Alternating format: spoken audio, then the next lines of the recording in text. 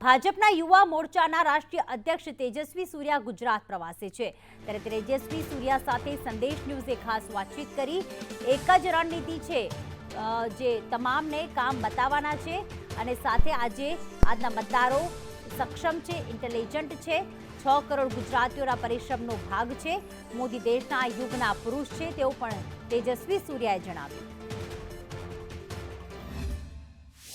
ગુજરાતમાં ચૂંટણીનો માહોલ છે અને બીજેપીના સર્વે સર્વા જે કહેવાય છે પીએમ નરેન્દ્ર મોદી જેવો એક નારો આપે છે યુથ ઉપર ફોકસ કરવા તે પાર્ટીને પણ કહે છે અને તે એ વાત પણ કહે છે કે સૌથી યુવા દેશ હોય તો તે ઇન્ડિયા છે અને બીજેપીના રાષ્ટ્રીય અધ્યક્ષ યુવા મોરચાના તેજસ્વી सूर्या આપણી સાથે છે।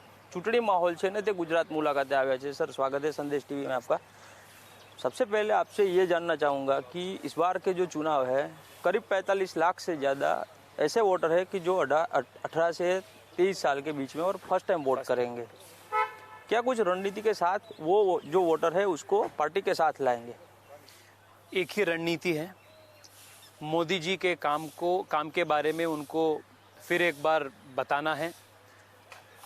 आज के जो युवा मतदाता हैं, विशेष रूप में जो फर्स्ट टाइम वोटर्स हैं, वो बहुत सूक्ष्म मतदाता हैं, सेंसिटिव भी हैं और वो इंटेलिजेंट भी है। वो भली भांति जानती हैं कि जिस प्रकार से पिछले 30 साल में अभूतपूर्व विकास प्रदेश में हुआ है, इसके पीछे मोदी जी का काम है, विजन है।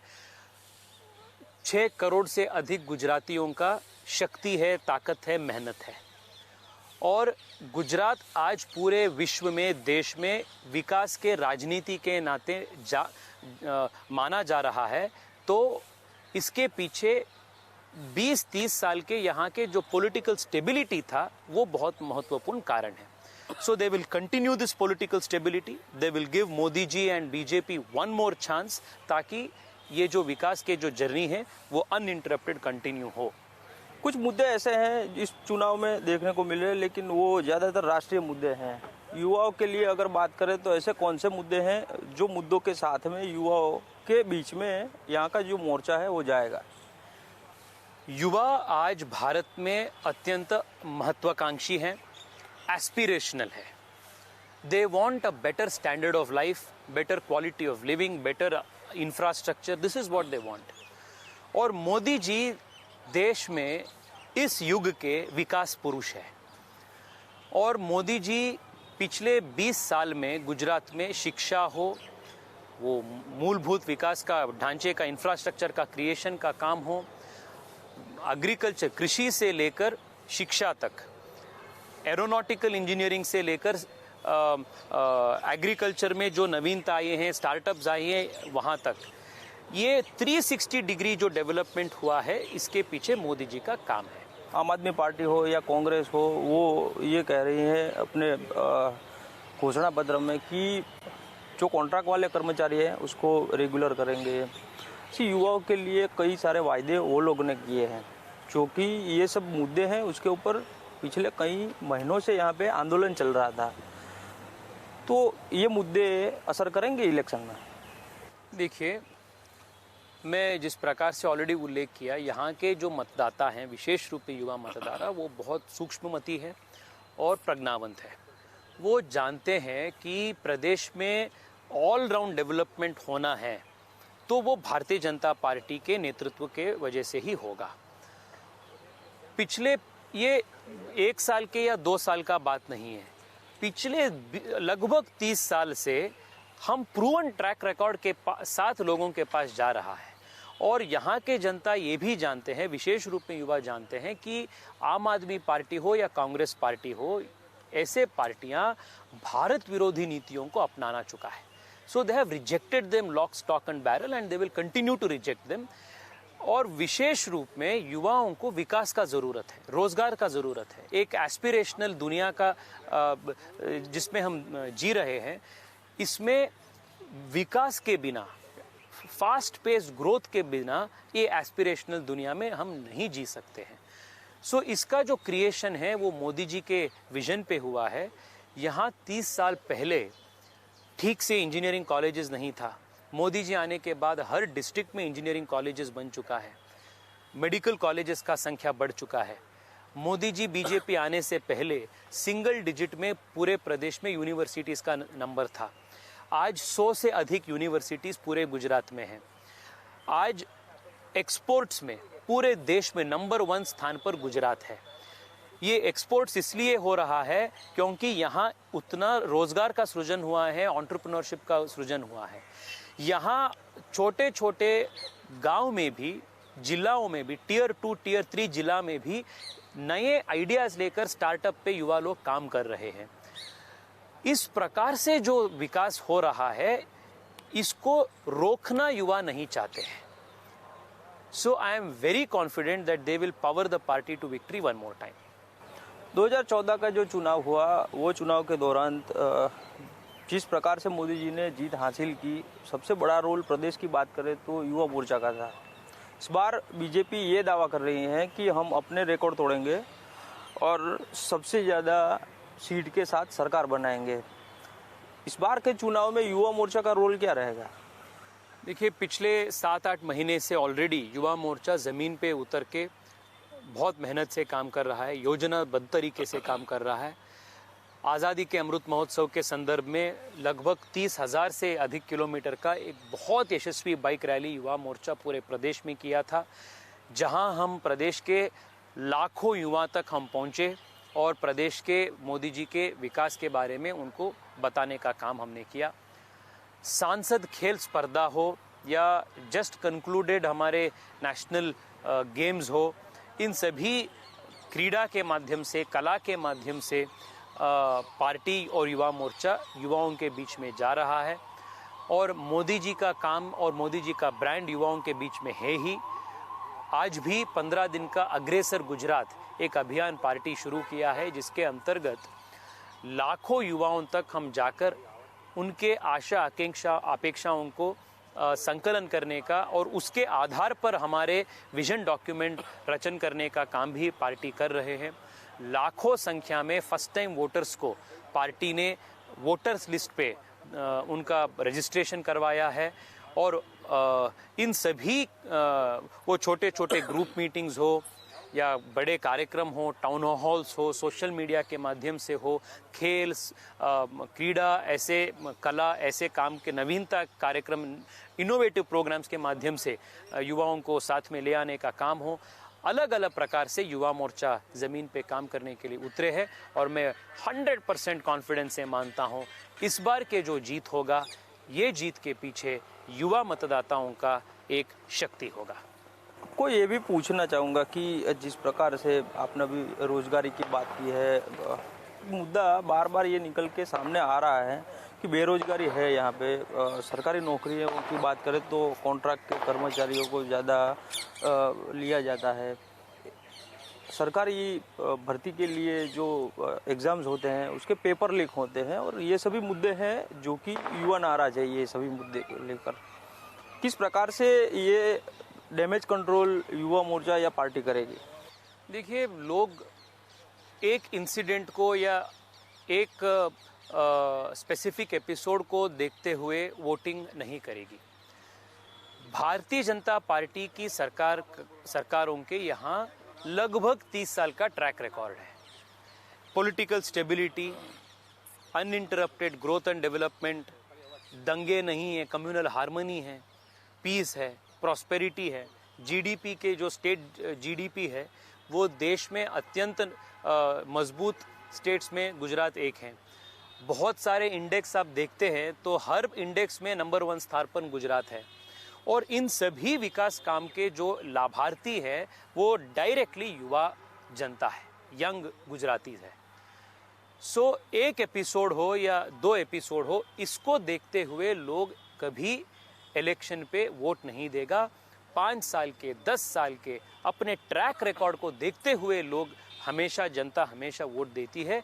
मैं मानता हूँ यहाँ की जनता भी, युवा मतदाता भी पिछले 30 साल के हमारे जो निस्वार्थ सेवा है वो देखते हुए मतदान देगी। चुनाव का माहौल है और उम्मीदवार की पसंदगी के लिए अभी आज मीटिंग दिल्ली में होने वाली है। क्या मानते हैं आप, युवाओं को ज़्यादा स्थान मिलना चाहिए? क्योंकि प्रशासन हो या सरकार हो या पार्टी हो, ठीक तरीके से चलाने के लिए वरिष्ठ कार्यकर्ताओं का अनुभव का भी ज़रूरत पड़ता है, युवा कार्यकर्ताओं का उत्साह का भी ज़रूरत पड़ता है। देश में एकमात्र पॉलिटिकल पार्टी है जहां आपको आपके सरनेम बिना पूछे, बैंक बैलेंस बिना पूछे, आपके खानदान के बारे में बिना पूछे एनकरेजमेंट मिलता है, प्रोत्साहन मिलता है और सीट मिलता है। वो भारतीय जनता पार्टी है। मैं खुद इसका एक उदाहरण हूँ। मैं मानता हूँ कि इस बार के चुनाव में बहुत युवा कर्मठ कार्यकर्ताओं को आशीर्वाद पार्टी देगा और युवा मतदाता और युवा कार्यकर्ता बहुत उम्मीद के साथ कार्यक्रम में और यहाँ के काम में वो जुड़ेगा। आपसे ये भी जानना चाहूँगा कि आम आदमी पार्टी है, ज़्यादा युवाओं को स्थान दे रही हैं और युवाओं को आगे करके बीजेपी पे आक्षेप कर रही है। यहाँ पे जब प्रचार ये जो देखिए, ये जो जमानत जब्त पार्टी है ना, इसका भौकाल आप मीडिया लोग ने बहुत ज़्यादा कर रहे हैं। मीडिया के दुनिया के बाहर आते हैं तो नहीं सीधा हमला बोलते हैं, पीएम पे बोलते हैं, यहाँ पार्टी। मैं वही बोल रहा हूँ। आप मैं देखिए, मैं आपको बताता हूँ भाई साहब ठीक से। मैं लगभग 1 साल से 5 या 6 बार मिनिमम में गुजरात में आया, उससे ज़्यादा आया। और हर बार जब मैं आया हूँ, सिर्फ गांधीनगर या अहमदाबाद नहीं, मैं दूर दराज प्रदेशों का भी प्रवास कर चुका हूँ। ये जो जमानत जब्त पार्टी है, इस पार्टी ना ज़मीन पे है ना बूथ पे है। इनके पास लीडर भी नहीं है, काडर भी नहीं है, इश्यू भी नहीं है, एजेंडा भी नहीं है। ये सिर्फ यहाँ पॉलिटिकल टूरिज्म करने के लिए आते हैं और आप मीडिया लोग इनको इतना भाव देते हैं। ये मीडिया क्रिएटेड एंटिटी है। जनता ऐसे मीडिया क्रिएटेड एंटिटी को कभी आशीर्वाद नहीं देते हैं। मैं आपसे भी निवेदन करता हूं, आप भी थोड़ा सीरियस जर्नलिज्म कीजिए, पॉलिटिकल जर्नलिज्म कीजिए। ऐसे इररिलेवेंट पॉलिटिकल पार्टियों को आप पॉलिटिकल स्पेस अपने चैनल में टाइम देकर अपना समय भी, हमारा समय भी, जनता का समय भी आप बर्बाद मत कीजिए। हम जो सवाल करते हैं, जो मुद्दे उठाते हैं पॉलिटिकल लीडर, वही आपसे सवाल करते हैं। बात रही सीरियस जर्नलिज्म की, तो मुद्दे हम ये भी एक मिनट मुद्दे हम ये भी आपसे जानना चाहेंगे कि जो पॉलिटिकल पार्टी है जो अब तक नहीं थी और अब एक पॉलिटिकल पार्टी है कांग्रेस, जिसके सर्वोच्च नेता यहाँ चुनाव चल रही है गुजरात में और हिमाचल में, वो ये चुनाव सीन से गायब है। वो तेलंगाना में, महाराष्ट्र में वॉकिंग कर रहे हैं। दूसरे पार्टी है जिसको दिल्ली जैसे छोटे म्यूनिसिपैलिटी को भी ठीक से वो हैंडल नहीं कर पा रहा है। और पंजाब हो या दिल्ली हो, ऐसे जहां हमेशा तक अच्छे गवर्नेंस यहाँ तक आया था, ऐसे प्रदेश में भी ये लोग आने के बाद वो प्रदूषण हो, पानी हो, शिक्षा हो, हर प्रकार से वहाँ फेल्यूर हो रहा है इनका गवर्नेंस। इनके मुद्दे को, इनके बयानों को आप इतना भाव दे रहे हैं, इसके बारे में आप ये कर रहे। मैं मेरा समय तो बर्बाद नहीं करना चाहता हूँ भाई। आप इसके बारे में पूरा दिन आप डिस्कशन करना चाहते हो तो वो अपना मर्जी है। मैं ऐसे नॉन इश्यूज और नॉन रेलेवेंट लीडर्स के बारे में मैं बात नहीं करता हूँ। ठीक है, पर आपको एक बात मैं क्लियर कर दूं, मैंने इसीलिए पूछा था क्योंकि जब पीएम यहाँ पे आते हैं तो अपनी सभा में यही पार्टी को नाम लेते हैं और इसके ऊपर आक्षेप करते हैं। इसीलिए मैंने आपसे भी इसके बारे में जानना चाहा। दूसरा सवाल एक ये भी है, यहाँ पे गुजरात में जितने मेट्रो सिटी, एक इश्यू यहाँ पे ये भी आ रहा है कि जो कॉलेजेस है उसके पास आसपास के एरियाज जो हैं वहाँ पे ड्रग्स बेचने वाले बहुत सारे हैं और इसकी चपेट में बहुत युवा आ रहे हैं। तो इसके लिए क्या कुछ आयोजन होगा? देखिए, ये ड्रग्स का विषय जो है, ये सिर्फ गुजरात ही नहीं, देश के अलग अलग प्रांतों में, प्रदेशों में इसका एक चैलेंज है। पर मैं आपसे ये निवेदन करता हूँ, आप एक रिस्पॉन्सिबल और एजुकेटेड जर्नलिस्ट हैं। जब से अमित शाह जी ने गृह मंत्री के नाते काम करना शुरू किया, उसके बाद जिस प्रकार से एक वॉर ऑन ड्रग्स पूरे देश लड़ रहा है, इसके बारे में आप एक स्पेशल एपिसोड बना के देश को दिखाइए। अमित शाह जी गृह मंत्री बनने से पहले कितने जब्ती होता था, ये जो कॉन्फिस्केशन ऑफ ड्रग्स कितना होता था, आज कितना हो रहा है। कन्विक्शंस तब कितना होता था, आज कितना हो रहा है।